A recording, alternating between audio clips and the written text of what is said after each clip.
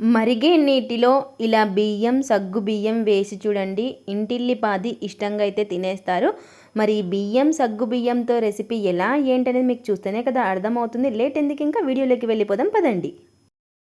ఇక్కడ వచ్చేసి ముందుగా ఒక కప్పు బియ్యం అయితే తీసుకున్నాను. నేను వచ్చేసి ఇది ఇడ్లీ బియ్యం అనమాట, ఉప్పుడు బియ్యం అంటారు కదా, ఆ బియ్యం అయితే తీసుకున్నాను. మీరు కావాలి అంటే రేషన్ బియ్యంతో అయినా చేసుకోవచ్చు. ఇవి లేవు అంటే ఇక్కడ వచ్చేసి ఒక కప్పు తీసుకున్నాను. నేను ఒక బౌల్లో అయితే వేసుకొని ఈ బియ్యాన్ని ఒక 2 సార్లు వాష్ చేసేసుకోవాలి.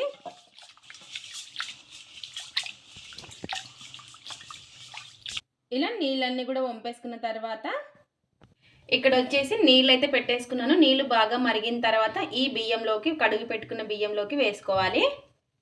ఇలా నీళ్ళు బాగా మరుగుతున్నప్పుడు ఈ బియ్యంలోకి వేసుకుందాం. ఎందుకంటే ఇవి మరిగే నీళ్ళు వేసుకోవడం వల్ల మనకి తొందరగా నానిపోతాయి అన్నమాట. లేదు అంటే మీరు నైట్ అయినా నానబెట్టేసుకోవచ్చు, అలా అయినా కూడా చేసుకోవచ్చు. ఇలా నీళ్ళు అనేది వేసేసుకొని ఓ గంట పాటు పక్కనైతే పెట్టేసుకుందాం. ఇలా ఒకసారి కలిపేసుకొని ఇంకా ప్లేట్ అయితే పెట్టేసుకుందాము. ఇప్పుడు వేరొక బౌల్ అయితే తీసుకొని మనం ఏ కప్పుతో సగ్గు బియ్యం తీసుకున్నామో అదే కప్పుతో బియ్యం తీసుకున్నామో అదే కప్పుతో 1/2 కప్పు సగ్గు బియ్యం అయితే తీసుకోవాలి. ఇప్పుడు ఈ సగ్గు బియ్యాన్ని కూడా ఒకసారి వాష్ చేసేసుకొని వీటిలో కూడా మరిగే నీళ్ళు అయితే వేసేసుకుందాము. ఇలా వేసుకోవడం వల్ల మనకు తొందరగా నానిపోతాయి. ఇలా నీళ్ళన్నీ వంపేసుకున్న తర్వాత దీంట్లో కూడా ఇలా వేడి నీళ్ళు అనేది వేసేసుకొని వీటిని కూడా ఒక గంట సేపు పక్కన అయితే పెట్టేసుకుందాం. ఇంకా ఇలా ప్లేట్ అయితే పెట్టేసుకొని ఇవి నానేలోపు మనం ఇందులోకి చట్నీ అయితే చేసేసుకుందాం. ఇంకా ముందుగా ఇక్కడ వచ్చేసి పల్లీలు అయితే వేయించేసుకుందాము. ఒక పెన్నం అయితే పెట్టేసుకొని వీటిని సిమ్లో పెట్టుకొని వేయించుకుంటే చట్నీ అనేది చాలా టేస్టీగా ఉంటుంది.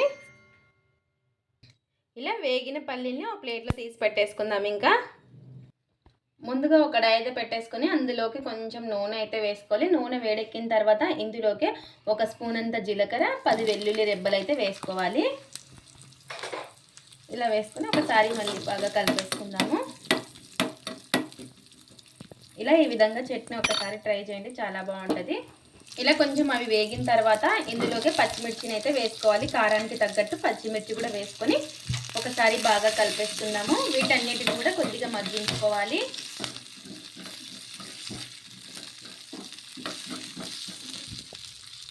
ఇలా బాగా మగ్గిన తర్వాత ఇంకా గ్యాస్ అయితే ఆఫ్ చేసేసుకోవాలి. చల్లారిన తర్వాత మిక్సీ అయితే పట్టేసుకుందాం. ఒక మిక్సీ జార్ అయితే తీసేసుకొని అందులోకి వేయించుకున్న పల్లీలను అయితే వేసుకోవాలి. ఇందులోకి మనం మగ్గించి పెట్టుకున్న వెల్లుల్లి, పచ్చిమిర్చి, జీలకర్ర కూడా వేసుకోవాలి. ఇందులోకి కొద్దిగా నానబెట్టుకున్న చింతపండు, రుచికి సరిపడినంత ఉప్పు, అలాగే నీళ్లు వేసేసుకొని మెత్తగా మిక్సీ పట్టేసుకుందాము.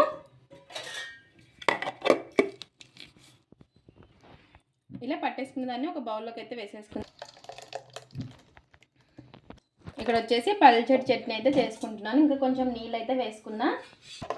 ఇలా ఈ విధంగా సరిపడిన నీళ్ళు వేసేసుకొని ఇంకా పోపు అయితే పెట్టేసుకుందాం. ఇప్పుడు ఇందులోకి పోపు అయితే పెట్టేసుకున్నాను. జీలకర్ర, ఆవాలు, కరివేపాకు వేసేసుకొని కొద్దిగా నూనె వేసేసుకొని పోపు అయితే పెట్టేశాను. ఇంకా చట్నీ అయితే రెడీ అయిపోయింది. ఇక్కడ వచ్చేసి మనకి గంట తర్వాత చూడండి, మనకి బియ్యం అయితే నానిపోయాయి. చూసారు కదా, ఇలా ఈ విధంగా మనకి తొందరగా నానిపోతాయి మనం వేడి నీళ్ళు వేసుకోవడం వల్ల. ఇప్పుడు ఈ వాటర్ అన్నీ కూడా వంపేసుకుందాము. ఇంకా ఇక్కడ వచ్చేసి సగ్గు బియ్యం కూడా నానిపోయాయి. ఇప్పుడు ఇందులో నీళ్ళు కూడా వంపేసుకుందాము. ఇలా బియ్యంలో నీళ్ళు కూడా వంపేసుకొని సగ్గు బియ్యంలో నీళ్ళు కూడా వంపేసుకోవాలి. ఇలా వంపేసుకున్న తర్వాత రెండు కూడా కలిపేసుకుందాము. ఇలా ఈ విధంగా కలిపేసుకొని ఒకసారి మొత్తం కూడా కలిసేలాగా కలిపేసుకోవాలి. ఈ బియ్యము సగ్గు బియ్యం కలిసేలాగా.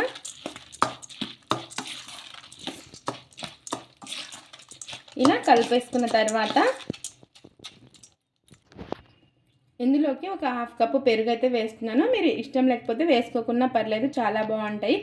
ఇలా పెరుగు వేయడం వల్ల ఇంకా కొంచెం టేస్ట్ అనేది ఎక్కువ ఉంటుంది. ఇన్స్టెంట్గా చేస్తున్నాం కాబట్టి ఇలా పెరుగు కూడా వేసుకొని ఒకసారి మొత్తం కూడా బాగా కలిపేసుకుందాము. ఇలా కలిపేసుకొని ఇప్పుడు ఒక మిక్సీ జార్ అయితే తీసేసుకొని అందులోకి ఎంతైతే పడుతుందో అంత వేసేసుకోవాలి. ఇలా ఈ విధంగా వేసుకొని మెత్తగా మిక్సీ అయితే పట్టేసుకుందాం. ఇంకా ఇలా నీళ్ళు ఏమీ వేసుకోకుండా మిక్సీ అయితే పట్టేసుకుందాము. ఇలా పట్టేసుకున్న దాన్ని అంతా కూడాను ఒక బౌల్లోకి అయితే వేసేసుకుందాము. ఇలా ఈ విధంగా కొంచెం బరకగానే కొంచెం రవ్వలాగా ఉండాలి చూడండి. మనం బియ్యం అనేది అంత మెత్తగా కాకుండా ఇలా ఈ విధంగా పట్టేసుకోవాలి. ఇలా మొత్తం కూడా బాగా కొంచెం ఒకసారి బాగా కలిపేసుకొని మనకు నీళ్ళు ఏమైనా కొద్దిగా అవసరం అనిపిస్తే వేసుకోవాలి. నాకైతే కరెక్ట్గా సరిపోయింది. ఒకవేళ మీకు గట్టిగా అనిపిస్తే నీళ్ళైనా వేసుకోవచ్చు. ఇప్పుడు ఇందులోకి రుచికి సరిపడినంత ఉప్పు, అలాగే ఒక స్పూన్ అంతా ఈనో. ఇన్స్టెంట్గా చేస్తున్నాం కాబట్టి ఈనో వేసుకోవడం వల్ల మనకి పొంగినట్టు అవుతుంది పిండి. ఇలా కొద్దిగా నీళ్ళు అయితే వేసుకుందాము. ఇలా ఈ విధంగా కొంచెం నీళ్ళు అనేది వేసేసుకొని ఇప్పుడు మొత్తం కలిసేలాగా కలిపేసుకోవాలి. ఇలా వేసుకోవడం వల్ల మనకి పొంగినట్టు అవుతుంది. మీకు ఈనో వద్దు అనుకుంటే వంట సోడా అయినా వేసుకోవచ్చు. ఇలా మొత్తం కూడా బాగా కలిపేసుకుందాము.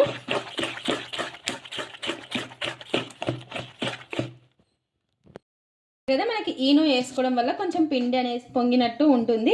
ఇలా ఈ విధంగా ఉండేలా చూసుకోవాలి. బ్యాటర్ వచ్చేసి మనం సేమ్ ఇడ్లీ బ్యాటర్ని ఏ విధంగా కలుపుకుంటామో అలా ఉండేలా నీళ్ళు అనేది అడ్జస్ట్ చేసుకొని వేసుకోవాలి. నీళ్ళు అయితే మనకి పట్టవు, అవసరం అనిపిస్తేనే వేసుకోవాలి.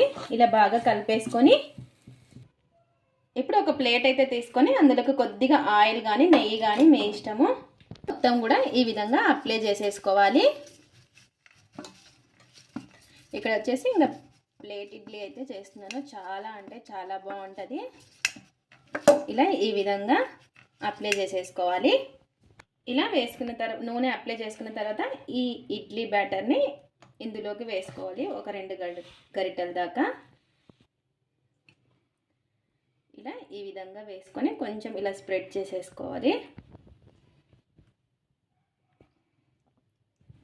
ఈ విధంగా వేసేసుకొని ఒకసారి ఈ విధంగా ట్యాప్ చేసేసుకొని ఒక కడాయి అయితే పెట్టేసుకొని నీళ్లు బాగా మరిగిన తర్వాత ఒకటి ఇలా ఏదైనా స్టాండ్ అనేది పెట్టేసుకోవాలి.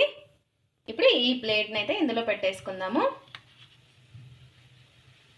ఈ ఇడ్లీని వచ్చేసి ఒక 12 నిమిషాలు 6 మినిట్స్ హై ఫ్లేమ్లో 6 మినిట్స్ లో ఫ్లేమ్లో ఉడికించుకోవాలి.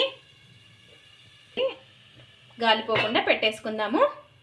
అలాగే ఇంకో ప్లేట్ కూడా ఆయిల్ అనేది అప్లై చేసేసుకొని ఇలా పిండిని అయితే వేసేసుకోవాలి. ఇలా ఒకసారి ఈ విధంగా ట్యాప్ అనేది చేసేసుకొని మనకి ఇలా స్టాండ్ లేకపోతే ఒక బౌల్ కూడా పెట్టేసుకొని ఒక మూత అయితే పెట్టేసుకుందాము. మనకి గాలి అనేది పోకుండా ఈ విధంగా పెట్టేసుకొని సేమ్ ఇంకా 2 కూడా ఒకే విధంగా ఉడికించుకోవాలి.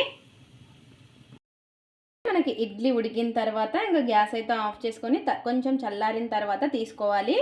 ఇలా ఫస్ట్ ఈ విధంగా సైడ్లకు అనేసి అనుకోవాలి. ఇలా ఒకసారి ఈ విధంగా ట్యాప్ చేసేసుకోవాలి. ఇలా ఈ విధంగా ఇడ్లీ అనేది రెడీ అయిపోయింది. చూసారు కదా. ఇలా తీసుకున్న ఇడ్లీని ఇలా ఈ విధంగా కట్ చేసేసుకోవాలి.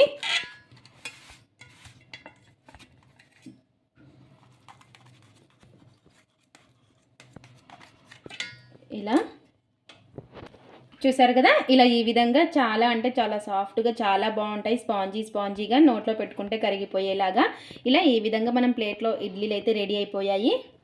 ఇంకా ఇందులోకి చట్నీ చేసుకున్నాం కదా. ఆ చట్నీలోకి అయితే టేస్ట్ అయితే చూసేద్దాం. చాలా అంటే చాలా బాగుంటుంది. ఒక్కసారి బియ్యము ఇలా సగ్గు బియ్యంతో ఇడ్లీలు ట్రై చేయండి. చాలా అంటే చాలా మెత్తగా భలే ఉంటాయి అన్నమాట. చూసారు కదా ఎంత బాగున్నాయో.